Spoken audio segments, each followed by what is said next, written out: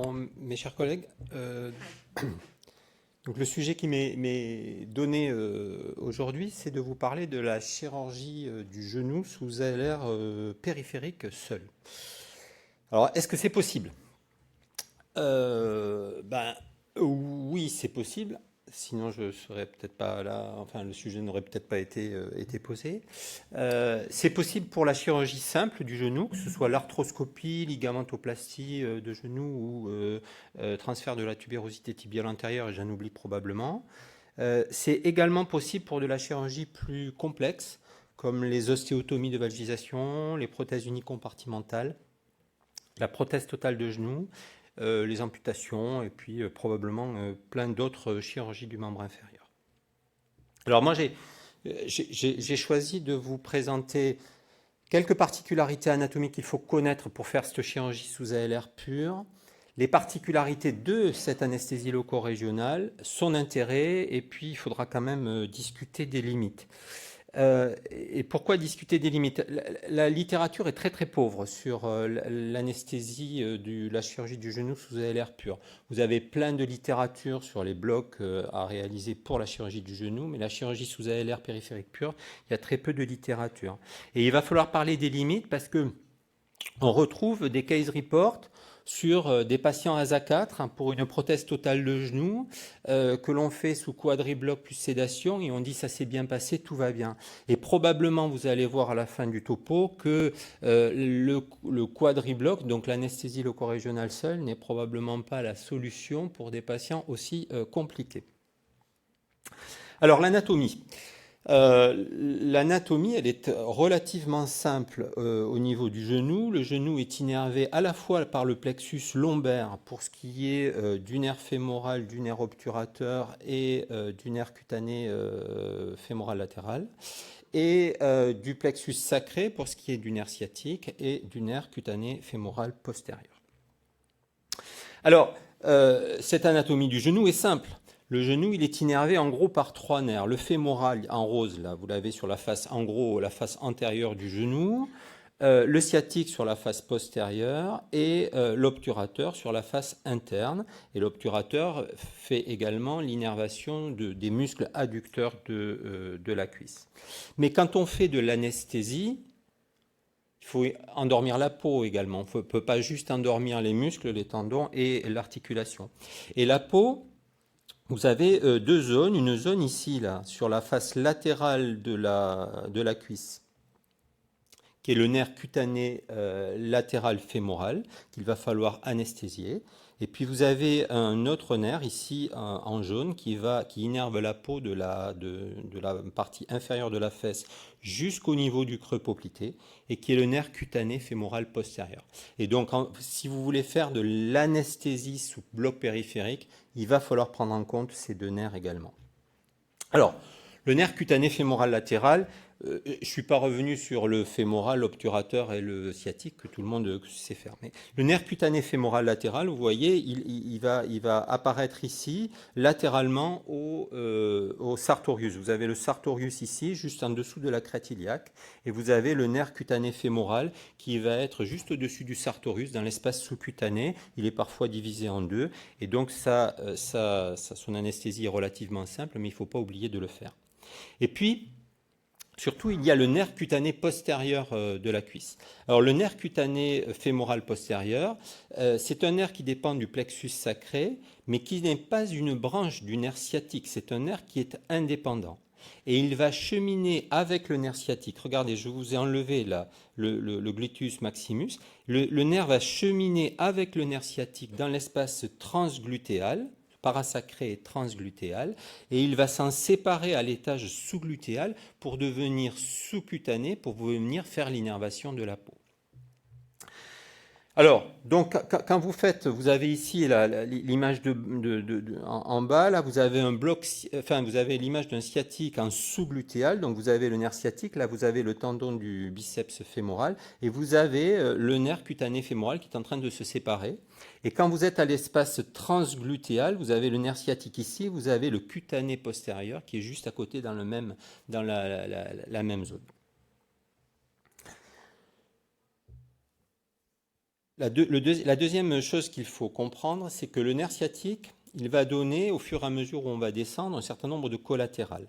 Et la première collatérale qui va se séparer du nerf sciatique, c'est le nerf supérieur du semi-tendineux, qui lui aussi, il se situe ici, s'en sépare très tôt. Il s'en sépare à l'espace transglutéal, en fait. Et il est séparé du nerf sciatique, comme le cutané postérieur de cuisse, par le tendon du biceps fémoral.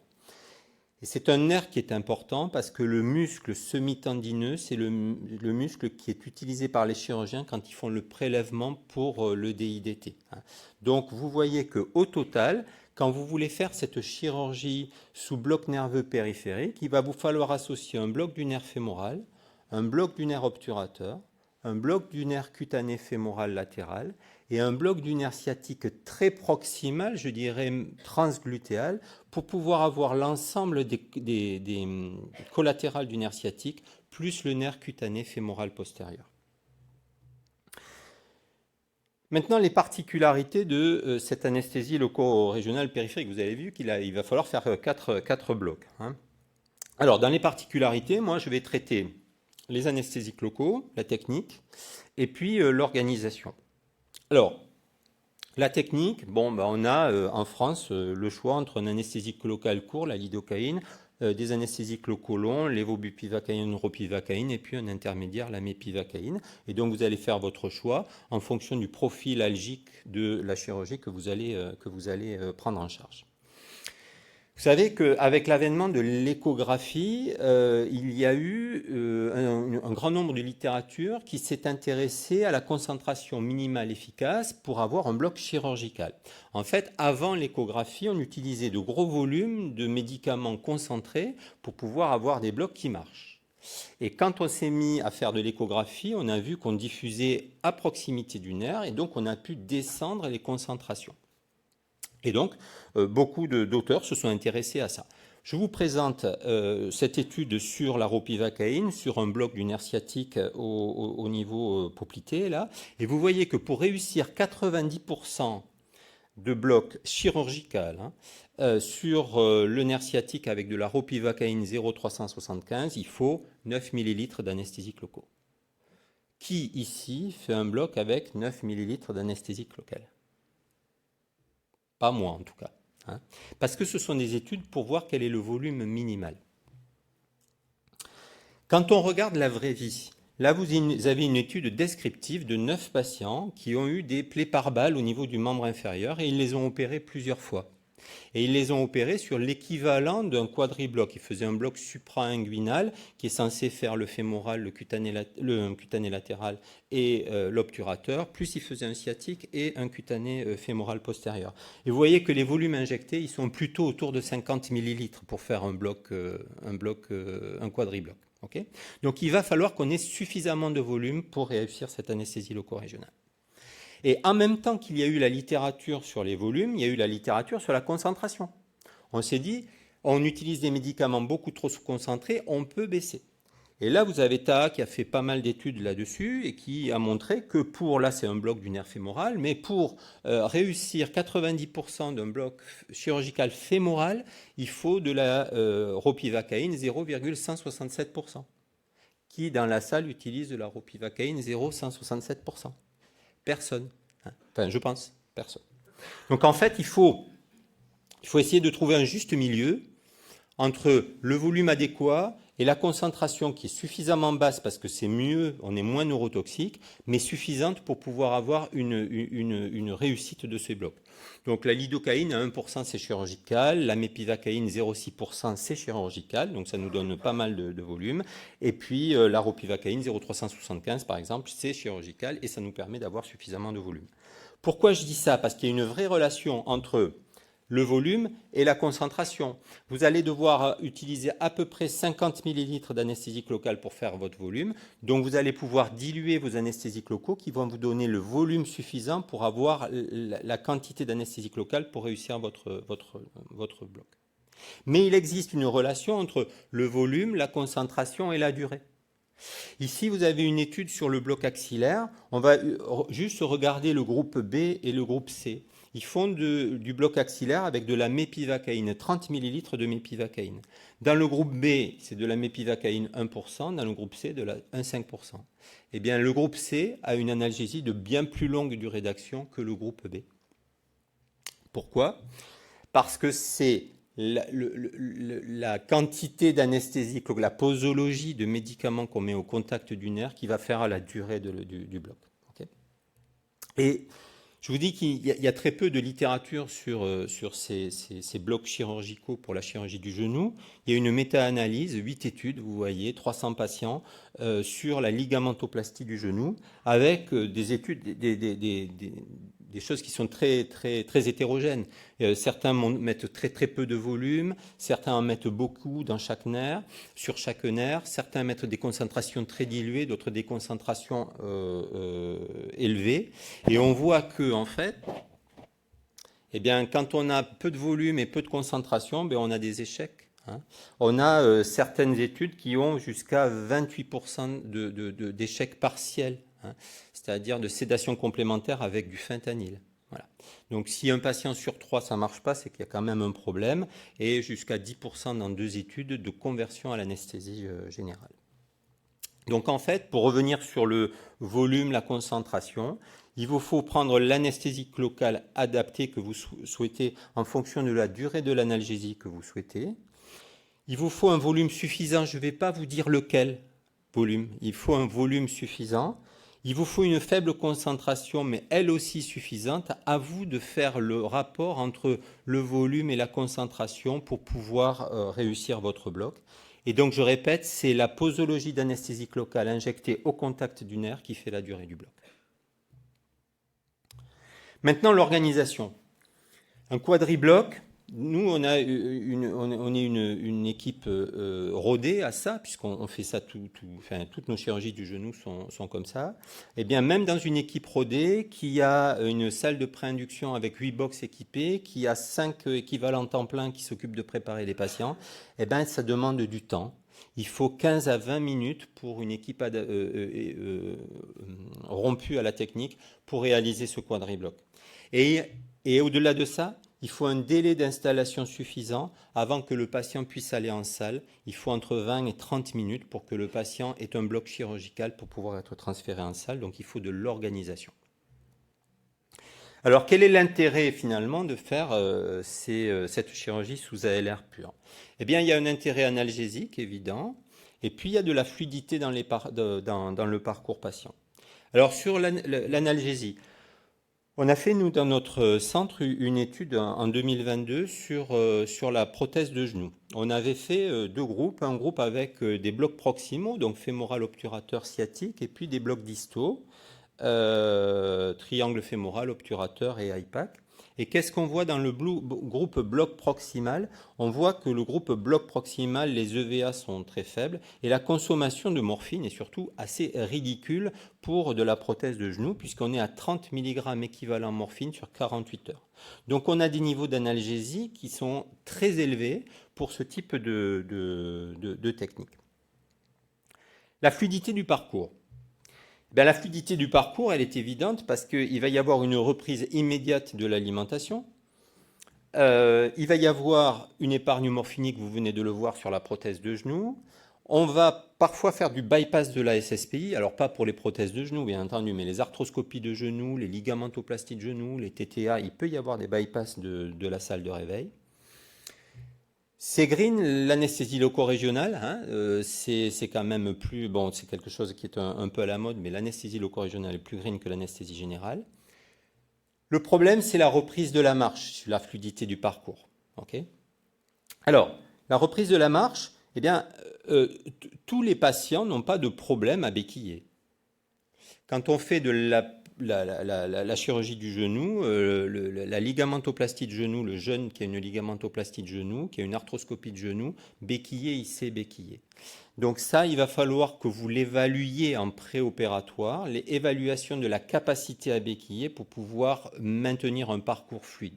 Et nos kinésithérapeutes sont habitués, donc le patient il repart avec une attelle pour bloquer le genou, et un strapping pour éviter le pied équin. Et le kinésithérapeute, avant de les faire partir, les fait déambuler avec les cannes. Et à ce moment-là, dès que c'est bon, ils sont autorisés à repartir. Bien sûr, ça ne s'applique pas à la prothèse de genou, parce que c'est une autre population. Et je reviens sur l'étude que je vous ai décrite tout à l'heure. On faisait des blocs proximaux et des blocs distaux.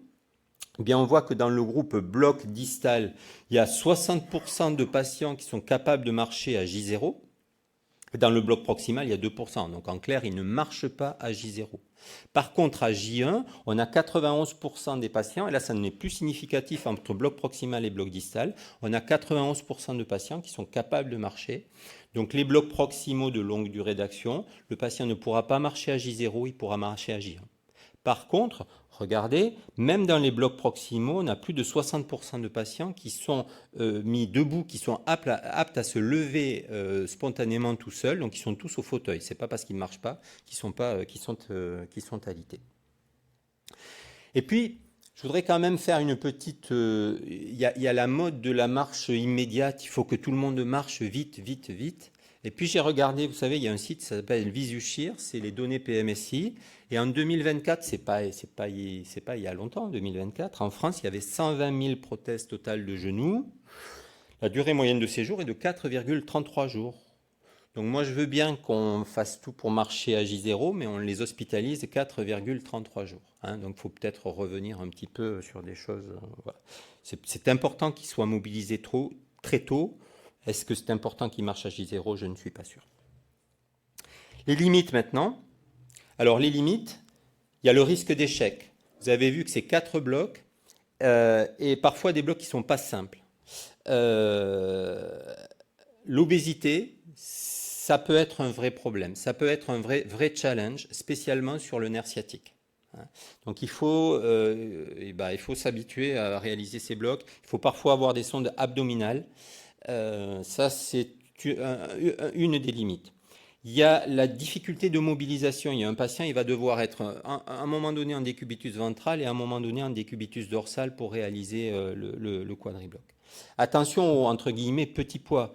La personne qui fait 45 kg, attention aux anesthésiques locaux et à la dose totale d'anesthésique locale parce qu'à un moment donné, il va falloir... Bon. Et puis, c'est une organisation de toute la chaîne de soins et pas uniquement du bloc opératoire. Ce n'est pas juste parce que vous êtes organisé au bloc opératoire, que vous avez une salle de pré-induction, que vous allez réussir ça. Il faut que le patient entre dans l'établissement suffisamment tôt. Il faut qu'il soit prêt suffisamment tôt avant la chirurgie parce qu'il va y avoir un temps de prise en charge avant la chirurgie qui va être important. Et donc, c'est toute l'organisation de la chaîne de soins de votre établissement qui doit être en accord avec ça. Et le post-opératoire également avec les kinésithérapeutes qui ont un rôle très important. L'environnement, il faut bien sûr, comme on a l'air, un environnement confortable. Il faut informer le patient qu'il va y avoir du bruit et des vibrations. Et comme on l'a dit tout à l'heure pour la chirurgie de l'épaule, la durée de la chirurgie, c'est quand même un des freins. Une chirurgie trop longue, voilà. Quand on est dans 1 heure, 1h30, ça va. Au-delà, ça devient compliqué pour le patient parce que, bon, la position n'est pas si inconfortable que ça pour le patient. Par contre, vous n'avez pas le son, mais ça fait du bruit quand on coupe avec le robot. Voilà.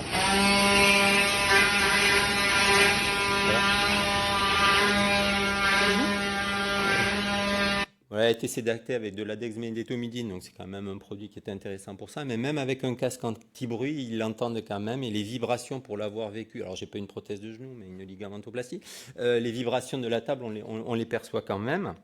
Et puis des fois, il y a des vibrations qui sont un petit peu plus dures quand même pour la prothèse de genou quand même. Même s'ils font attention, ça reste quand même des orthopédistes. Et voilà, notamment là, quand vous avez cette chirurgie, quand ils impactent là le fémur, les patients souvent se plaignent de douleurs au niveau de la hanche. Et il faut souvent faire une petite sédation au moment de l'impact au niveau du fémur. Enfin, il va falloir évaluer les conditions de sortie. Et ça, c'est c'est capital, parce que c'est des patients qui vont devoir béquiller. Donc, il faut évaluer les conditions socio-économiques, dans quel environnement on va les renvoyer. Tout ça pour faire la prévention du risque de chute. Un patient qui est sous bloc du membre inférieur, attention au risque de chute. Donc ça, c'est quelque chose qu'il faut absolument évaluer. Nous, on s'appuie sur une cellule parcours qui évalue ça et au moindre doute, on hospitalise le patient pour éviter ce risque de chute qui est quand même un élément à prendre en considération. Voilà, donc juste quelques points clés pour terminer. C'est une technique d'anesthésie qui est relativement peu pratiquée, parce qu'elle est peut-être un peu complexe, qu'elle nécessite une grosse organisation, mais elle est adaptée à tout type de chirurgie du genou. Il faut un apprentissage médical, c'est incontestable. Parfois, notamment le nerf sciatique, c'est pas si facile que ça selon la morphologie du patient. Il faut l'adhésion de l'ensemble de la chaîne de soins. Frédéric l'a dit tout à l'heure, mais il faut que les chirurgiens soient adhérents. Le chirurgien qui adhère à ça, nous, les patients, quand ils viennent en consultation d'anesthésie, on leur dit, vous avez une ligamentoplastie, on va vous endormir que la jambe. Ils nous disent tous oui, parce qu'en fait, le chirurgien il a déjà fait le boulot au départ. Si le chirurgien a savonné la planche, c'est pas la peine d'y aller. Il faut une organisation de toute la chaîne de soins et une anticipation, surtout du retour à la maison. Moyennant quoi, on a des scores ISATIS qui sont de très grande qualité. On a des analgésies post-opératoires qui sont de grande qualité avec une épargne morphinique et une réhabilitation. Et ça rentre dans le cadre de la réhabilitation rapide. Voilà, juste une dernière page de pub pour ceux qui veulent aller à Perpignan dans 15 jours. Il y a un super congrès avec une super fête le samedi soir. Donc voilà, c'était la page de pub. Merci. Merci beaucoup.